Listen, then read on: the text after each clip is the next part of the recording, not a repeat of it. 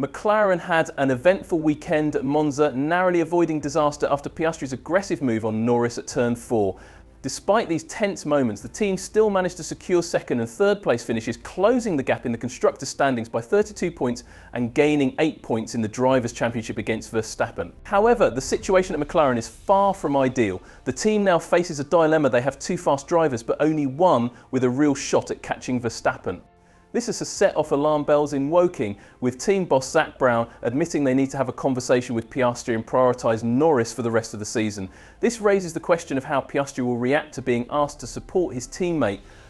Can he follow team orders as Norris did in Hungary? The Monza GP certainly didn't play out as McLaren had hoped, especially after starting strong with a 1-2 lead.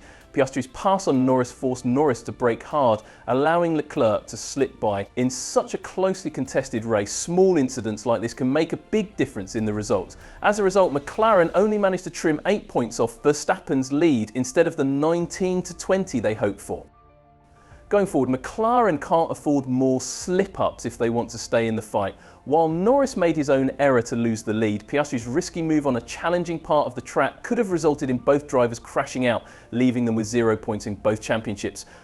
Norris also brought up this topic, mentioning that Piastri's move was a bit too close for his liking. He remarked, "I could have braked a little later if needed, given the big gap behind us and between our cars it wasn't risky, but Piastri got way too close for my comfort. If I had braked just a metre later, both of us could have ended up out of that corner. If I could go back, I'd do things a bit differently, but what's done is done. Oscar drove well, and so did Shah." Despite the situation, Norris remained positive and mentioned he wouldn't want to ask the team for special treatment like they did in Hungary, where his race engineer assured him that he would need Piastri's help later on if he was to compete for the championship right now. The situation isn't like that at all. Norris seems to be facing a bigger challenge from his teammate rather than Verstappen for the rest of the season. This is mainly because Red Bull isn't really a contender in Baku or Singapore, falling far behind Ferrari and McLaren. This isn't the kind of environment where you can win a Drivers' Championship, while it's looking pretty certain that they will secure the Constructors' Championship unless Ferrari pulls off some incredible performances. McLaren should find it relatively easy to win their first championship in a long time. However, having 2 top drivers up front isn't exactly what you need to clinch a Drivers' Championship in this scenario. This isn't like the golden age of Mercedes in 2016 with Rosberg and Hamilton dominating, or the battles between Vettel and Webber back in 2013 with the infamous multi-21 message during the Malaysian GP.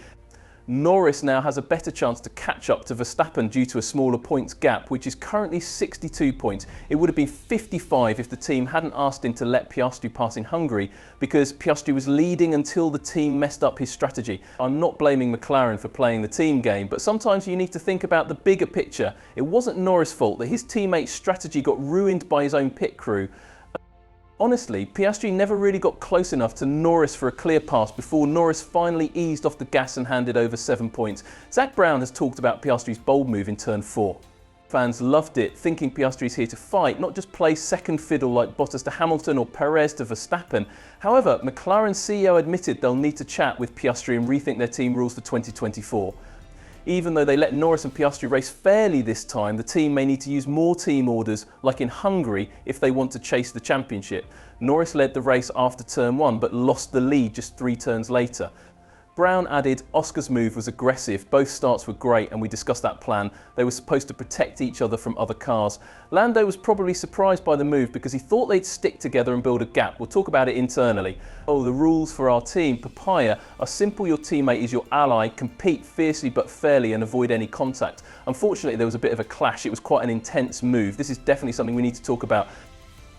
It made things pretty tense for us watching from the pit wall. It's all about showing respect to your teammate. Lando didn't get a good exit out of that corner as well. It would have been great to see them keep their 1-2 positions for a bit more time. They didn't make contact. The pass was bold but fair.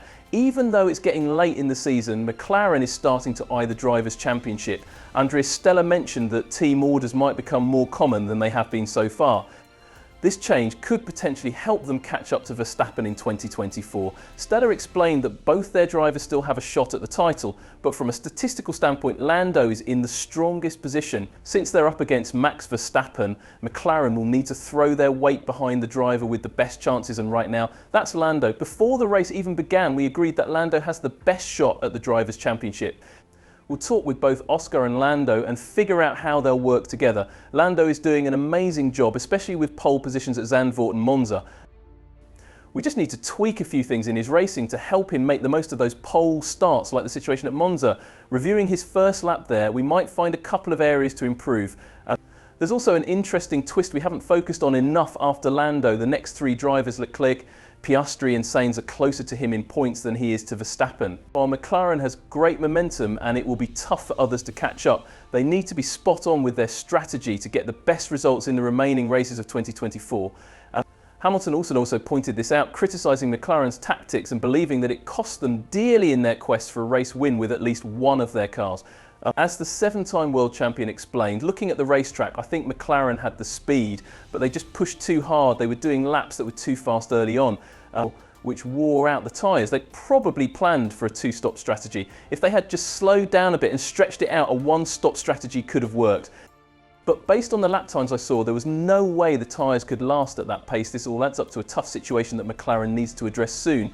They need to decide on a main driver if they're serious about winning the Drivers' Championship. Right now, their drivers aren't in first and second place with a large points lead over the rest of the field, so they can't afford to let them race freely. Piastri's strong performance is definitely making things tougher for Norris. Adding to that, McLaren's strategy mistakes in Silverstone and Canada haven't helped either. If McLaren ends up losing the championship by a small margin, they really only have themselves to blame. Considering all this, do you think there's a chance that McLaren might not win the Drivers' Championship with Norris? And perhaps more importantly, would Piastri follow team orders to support his teammate, just like they supported him to get his first win in Hungary?